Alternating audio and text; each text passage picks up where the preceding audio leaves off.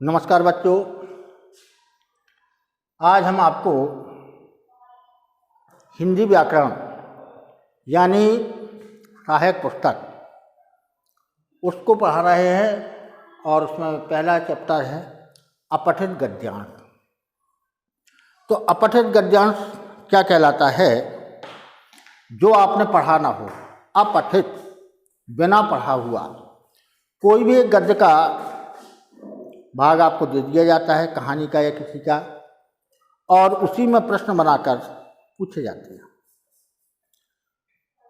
तो ये अच्छी तरह से उसको पढ़ना है पहले, इसके पश्चात उन प्रश्नों को ध्यान से देखें और फिर निशान लगाएं। तो इसके पढ़ने का कायदा होता है कि पहले उसे आराम से पढ़ें, जब उसको समझ लें अच्छी तरह से 2 बार पढ़ें, जब समझ में आ जाए तभी उन प्रश्नों के उत्तर देना है।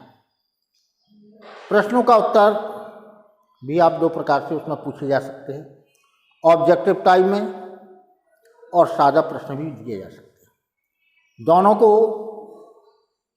दोनों का उत्तर ही आपको लिखना होगा। तो ये अपठित गद्यांश है, पहले उसको आराम से पढ़िए, इसके पश्चात ही कोई कार्य कीजिए। जैसे दिया है,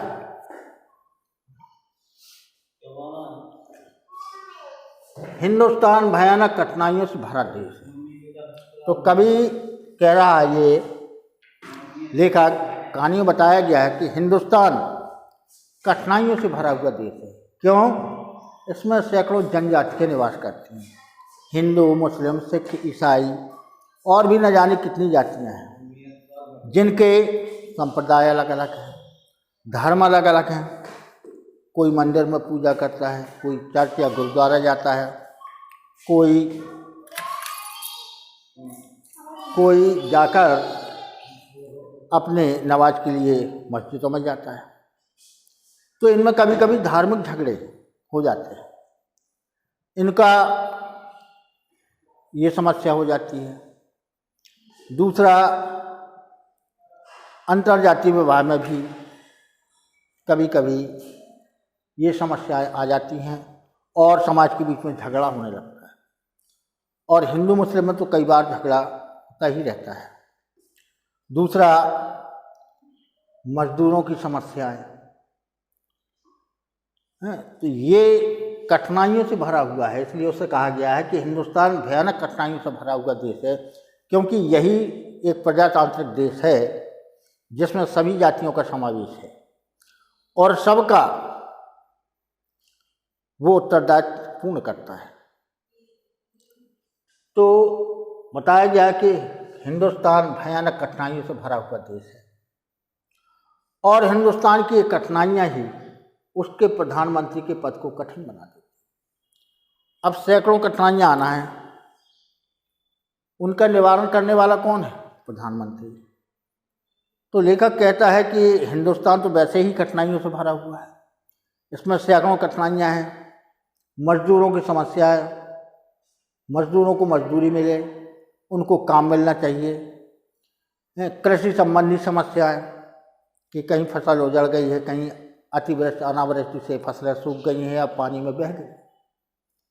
इन सब का उत्तरदायित्व भी उसे संभालना होता है प्रधानमंत्री को। और सड़कें नहीं हैं किसी गांव में, सड़कों की समस्या, उत्पादन की समस्या और देश की रक्षा की समस्या, सैकड़ों समस्या उसके सामने पड़ी है। अब उन समस्याओं का निराकरण करना भी उसका कार्य है। इसलिए उसे कहते हैं कि हिंदुस्तान की ये कठिनाइयां ही उसके प्रधानमंत्री को कठिन बना देती हैं। अब जब सैकड़ों कठिनाइयां होंगी, उनको दूर करने में उसको काफ़ी समय लगता है, सोचना पड़ता है किसकी समस्या कैसे हल की जाए। तो इसी सोच विचार में वो बना रहता है, अर्थात उसे आराम प्राप्त नहीं हो पाता, स्वतंत्र रूप से कुछ नहीं सोच पाता, केवल देश की समस्याओं के बारे में उलझा रहता है। और इसी कारण कहा गया कि हिंदुस्तान की ये कठिनाइयां ही उसके प्रधानमंत्री पद को कठिन बना देती। अर्थात ये समस्याओं को हल करते करते वो स्वयं संकट में पड़ जाता है।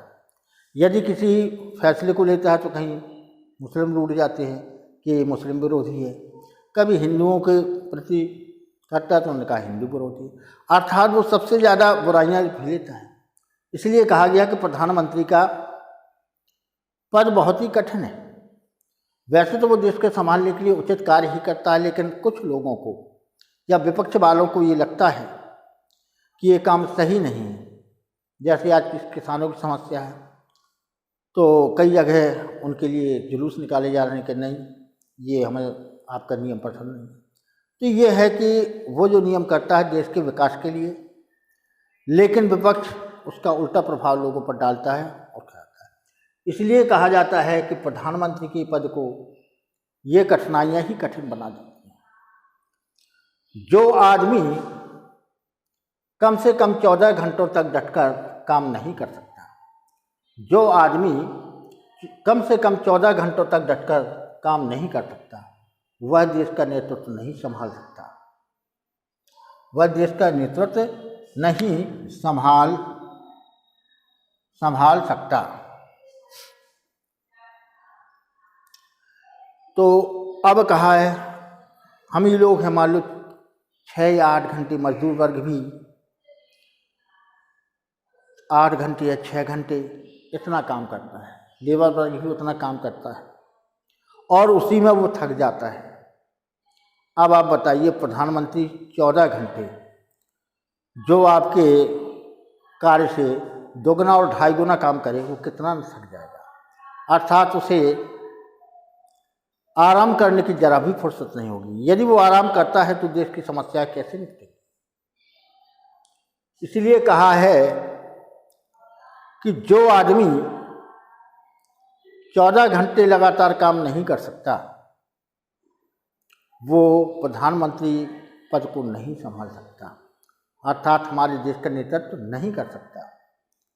तो यही कारण है कि आज जो सक्षम प्रधानमंत्री मोदी जी बैठे हुए हैं, वो लगातार अनवरत कार्य करते हैं और जब समस्याओं का निपटारा कर लेते हैं तभी वो थोड़ी देर के लिए विश्राम कर सकते हैं। अब बताइए, 14 घंटे लगातार काम करना बहुत कठिन हो जाता है। और इसीलिए कहा भी है कि जो आदमी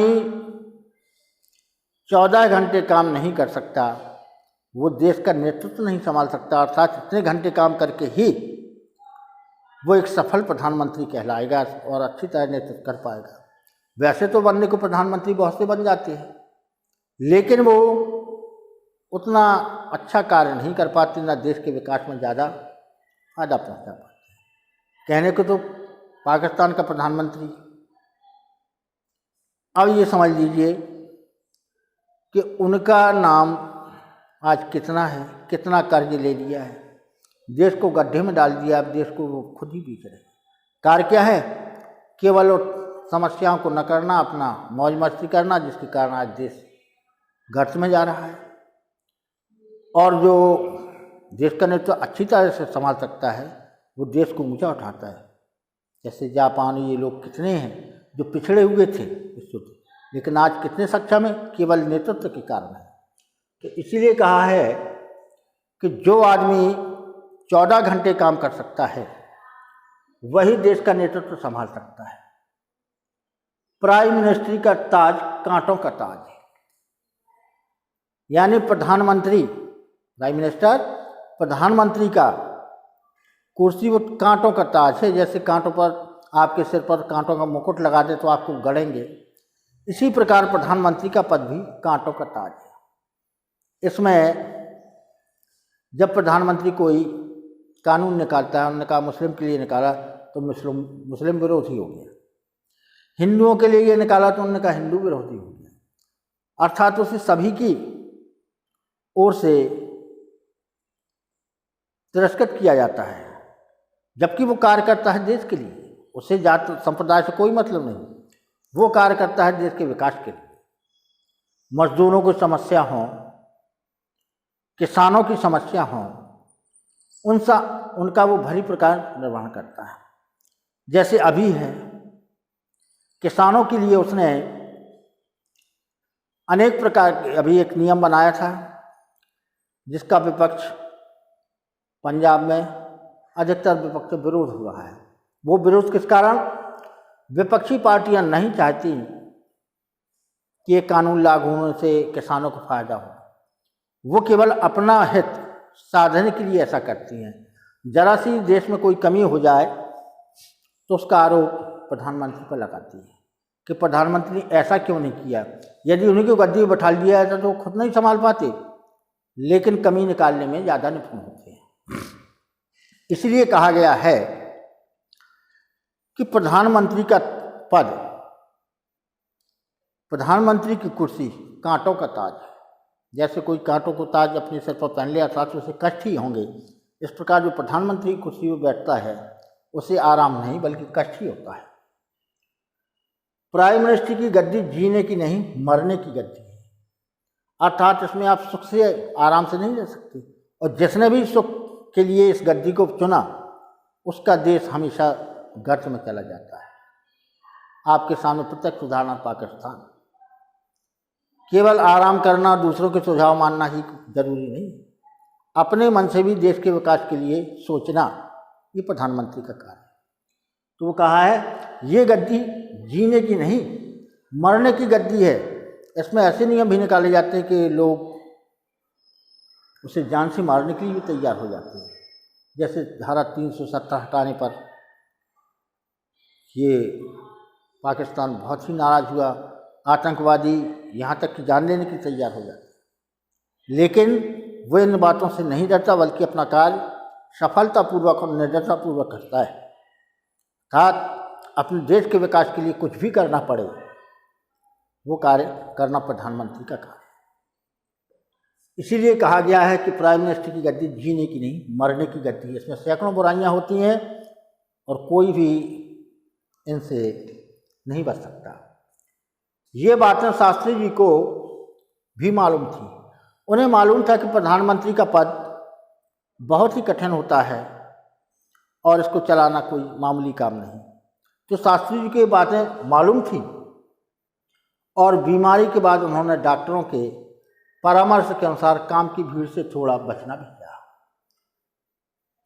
शास्त्री जी एक कुशल प्रधानमंत्री थे, लेकिन कुछ शारीरिक कारणों से वो बीमार हो गए। कमज़ोर शरीर वाले थे, तो जरा से इतना मेहनत करने पर उनका शरीर जवाब दे गया और वो बीमार हो गए। जब वो बीमार हुए तो डॉक्टरों ने उन्हें सलाह दी कि आप कुछ दिनों तक आराम कीजिए, अर्थात आपको रेस्ट की आवश्यकता है, आप विश्राम कीजिए तो आपकी बीमारी सही हो जाएगी। नहीं तो कमज़ोर शरीर है और आप काम करेंगे तो आपके शरीर पर प्रतिकूल प्रभाव पड़ेगा। ये वो जानते थे, लेकिन काम की भीड़ से थोड़ा बचना भी चाहते थे। यानी काम जो ज़्यादा था उससे थोड़ा बचना चाहते थे कि अर्थात कुछ घंटे हम कम कर दें और कुछ विश्राम कर लें जिससे हमारा स्वास्थ्य सही हो जाए। तो उस काम की भीड़ से वो बचना चाहते। इतने काम थे सैकड़ों, लेकिन बीमार शरीर में वो काम करने से उनकी बीमारी ठीक नहीं हो रही, इसलिए वो काम की भीड़ से थोड़ा बचना चाहते थे, अर्थात हमें भी हमारे शरीर को कुछ आराम मिल सके, ये वो सोचा है।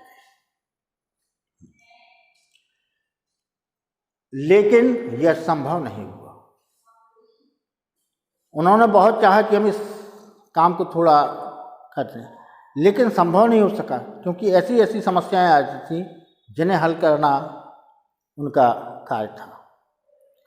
बहुत सी समस्याएं बहुत जटिल थी। जैसे सन 1965 में शास्त्री जी के समय में पाकिस्तान ने आक्रमण किया था। तो पाकिस्तान ने आक्रमण किया था तो उन्होंने सैनिकों को छूट दे दी थी कि हाँ आप लड़ने दें। यहाँ के जवान गए और उन्होंने पाकिस्तान को हराया और उनकी बहुत सी लाहौर तक वो पहुँच पाए थे, बहुत सी ज़मीन छोड़ ली, बहुत सी ज़मीन छुड़ा ली, उनको हरा दिया। अब उसी ज़मीन को वापस लेने के लिए उनसे कहा गया कि आप इन्हें वापस कर दीजिए। तो शास्त्री जी का कथन था कि मैं युद्ध करने नहीं गया। जिन युवकों ने, जिन जवानों ने, हमारे भारतीय जवानों ने युद्ध किया है, यदि वो देना चाहें तो मुझे कोई ऐतराज नहीं।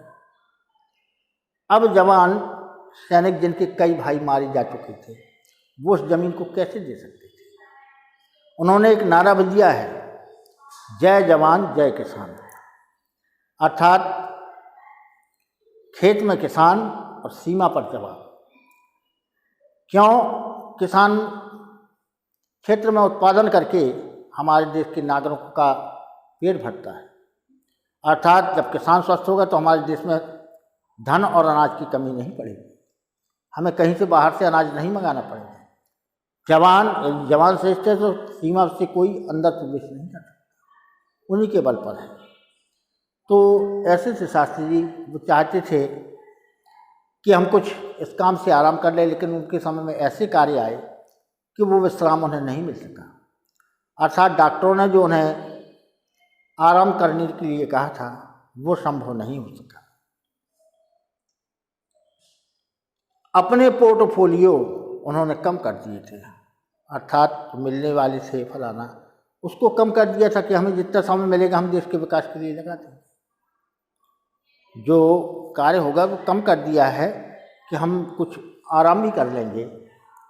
लेकिन इसका इलाज क्या था कि देश के प्रधानमंत्री थे, अर्थात जब प्रधानमंत्री थे तो उन्हें आराम करने की फुर्सत नहीं थी, क्योंकि पहले बताया जा चुका है कि प्रधानमंत्री को 14 घंटे काम करना होता है, जबकि एक साधारण मजदूर 6 या 8 घंटे काम करके ही थक जाता है। फिर एक कमज़ोर शरीर वाले व्यक्ति को 14 घंटे काम करना पड़े तो बताइए वो कैसे स्वस्थ रह सकता है? तो डॉक्टरों ने तो कहा था कि आप कुछ दिनों तक आराम करने से, समस्याओं से कहीं बाहर चले जाएं, लेकिन ऐसा संभव नहीं हो सका। काम उतना ही जटिल आ जाता था जो उन्हें करना पड़ता था, और वो आराम नहीं कर पाए। कि वे एक देश के प्रधानमंत्री थे और देश में जो कुछ होता है उसकी जवाबदेही से प्रधानमंत्री भाग नहीं सकता। ऐसी समस्याएं आ जाती थी कि उन्हें गंभीर रूप से करना ही पड़ता था। कुछ जटिल समस्याएं थीं, उनको हल करना पड़ता था, क्योंकि इन सभी समस्याओं का देश में जो भी अग्निकांड हो, आतंकवाद हो, धर्म युद्ध हो, मतलब जातिगत लड़ाइयाँ हों, इन सभी का निपटारा प्रधानमंत्री को करना पड़ता था। क्यों? इन सब के लिए जवाबदेह कौन होता है? प्रधानमंत्री। अर्थात देश में जितनी ही समस्याएं आती हैं, जितनी भी समस्याएं होती हैं, कई प्रकार को उनको हल करने का उत्तरदायित्व प्रधानमंत्री पर होता है। इसीलिए जो डॉक्टरों ने समय बताया था कि आप विश्राम कर लें, वो विश्राम नहीं कर सके और लगातार काम में जुटे रहे। जब तक उन्होंने कार्य किया बहुत किया, अंत में ताशकंद वार्ता में उनकी मृत्यु हो गई। लेकिन वो नारा दे गए थे, जय जवान जय किसान। अब ये तो था अभी आपका गद्य खंड, आपने सुना, सुनकर उसको मनन किया कि कैसे व्यक्ति थे और कैसा उन्होंने काम किया। अब इसी गद्य खंड के आधार पर आपसे कुछ प्रश्न पूछे जा रहे हैं, जो कि ऑब्जेक्टिव टाइप में है। पहला प्रश्न है, प्रधानमंत्री का पद कठिन क्यों है?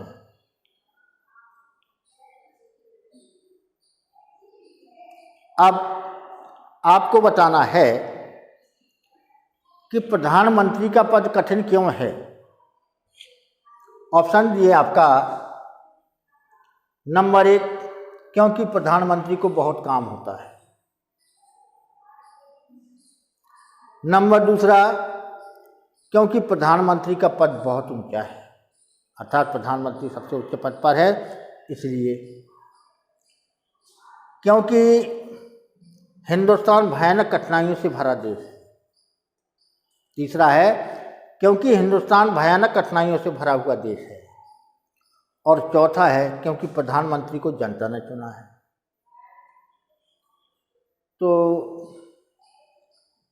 अब ये है कि इन चारों में से एक ऑप्शन सही है, उस ऑप्शन पर आपको निशान लगाना है। तो आप ऊपर पढ़ा होगा क्योंकि प्रधानमंत्री को बहुत काम होता है, क्योंकि प्रधानमंत्री का पद बहुत ऊंचा है, क्योंकि हिंदुस्तान भयानक कठिनाइयों से भरा हुआ है। अब आपने पढ़ा होगा इसमें, तो आप छांट सकते हैं क्या है, हिंदुस्तान की कठिनाइयाँ, यानी हिंदुस्तान भयानक कठिनाइयों से भरा हुआ देश है। आपको ये लाइन मिल गई। जब आपने पूरा चैप्टर पढ़ा तो देखिए इसी में से एक लाइन मिल गई, क्योंकि हिंदुस्तान भयानक कठिनाइयों से भरा हुआ देश है। और जब कोई देश भयानक कठिनाइयों से भरा हुआ होता है तो उसकी समस्याएं भी बहुत होती हैं, उनको हल करना भी बहुत कठिन होता है। तो पहला आपका ये है क्योंकि हिंदुस्तान भयानक कठिनाइयों से भरा हुआ देश है, इसमें आप टिक कर दीजिए, आप लिखना है, मतलब ये आपका सही हो गया। तो पहले प्रश्न का उत्तर था, पहले प्रश्न के प्रधानमंत्री का पद कठिन क्यों है। अब सब चार ऑप्शन दिए थे, क्योंकि प्रधानमंत्री को काम बहुत होता है। नंबर 2, क्योंकि प्रधानमंत्री का पद ऊंचा है। नंबर 3, क्योंकि हिंदुस्तान भयानक कठिनाइयों से भरा हुआ देश है। और क्योंकि प्रधानमंत्री को जनता ने चुना है। तो इसमें आया तीसरा वाला, क्योंकि हिंदुस्तान भयानक कठिनाइयों से भरा हुआ देश। पहले प्रश्न का उत्तर हो गया। अब देखिए दूसरा प्रश्न, प्राइम मिनिस्ट्री का ताज किसका ताज होता है। अर्थात प्राइम मिनिस्टर यानी प्रधानमंत्री का ताज किसका ताज होता है। अब उसमें कुछ ऑप्शंस दिए हैं। नंबर 1, कांटों का ताज होता है। नंबर 2, फूलों का। नंबर 3, हीरे का। और नंबर 4 है सोने का। अब आपने इस पर गद्य खंड में पढ़ा होगा कि ये किसका ताज है। तो देखिए, जो आदमी कम से कम 14 घंटे तक डट कर काम नहीं कर रहा, देश का नेतृत्व नहीं संभाल सकता। प्राइम मिनिस्ट्री का ताज कांटों का ताज है। देखिए मिल गया आपको इसी में, प्राइम मिनिस्ट्री का ताज कांटों का ताज है। तो इसी में से आपको छांटना है। क्या मिला आपको, उसने पूछा है प्राइम मिनिस्ट्री का ताज किसका ताज होता है, कांटों का, फूलों का, हीरे का या सोने का। आपको मिल गया ताज कांटों का ताज है। ये है, इसमें आपने टिक कर दिया। अर्थात प्राइम मिनिस्टर का ताज किसका ताज होता है, कांटों का। अब प्रश्न नंबर 3, शास्त्री जी किससे बचना चाहते थे। प्रश्न नंबर 3 में है, शास्त्री जी किससे बचना चाहते थे। तो अब आप उसमें देखिए, प्राइम मिनिस्ट्री की गद्दी जीने की नहीं मरने की गद्दी, ये बात शास्त्री जी को मालूम थी। और बीमारी के बाद उन्होंने डॉक्टरों के परामर्श के अनुसार काम की भीड़ से थोड़ा बचना भी चाहा, लेकिन यह संभव नहीं हुआ। तो अपने पोर्टफोलियो उन्होंने कम कर दिए, लेकिन इसका इलाज क्या था कि वे देश के प्रधानमंत्री थे और देश में जो कुछ होता था उसकी जवाबदेही प्रधानमंत्री के हाथ में। शास्त्री जी किससे बचना चाहते थे। आपने देखा होगा कि डॉक्टरों के परामर्श के अनुसार काम की भीड़ से थोड़ा बचना चाहते। किस भीड़ से बचना चाहते, काम की भीड़ से। तो आप देखिए तीसरे में ऑप्शंस दिए हैं, प्रधानमंत्री पद से, दूसरा काम की भीड़ से, तीसरा मिलने वालों से और चौथा नेताओं से। तो आपने जब ये पढ़ा तो आपको यहाँ मिल गया कि परामर्श के अनुसार वे काम की भीड़ से बचना चाहते थे। तो आप यहाँ क्या लगाएंगे, काम की भीड़ से।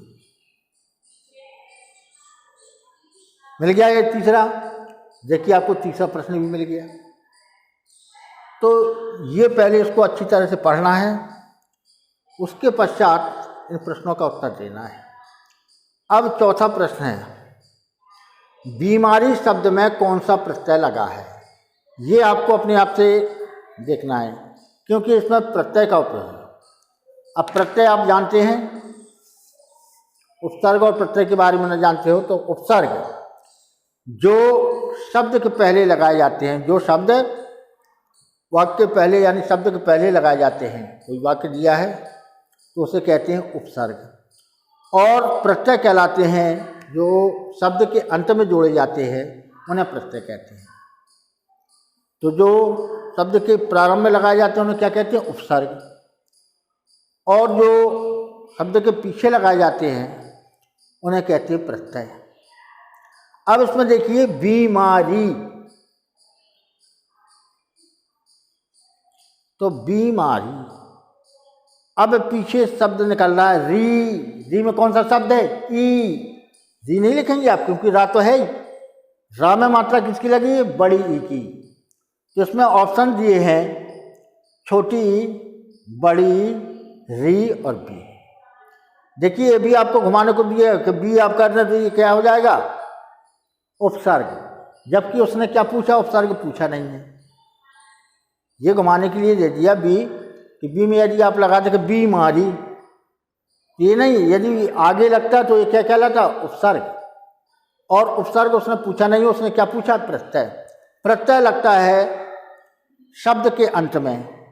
तो आपने देखा बीमारी, रा में बड़ी की मात्रा री, तो देखिए ऑप्शन दिए छोटी, बड़ी, री, बी। तो किसमें लगाएंगे? बड़ी ई, क्योंकि रा में किसकी मात्रा है? बड़ी की।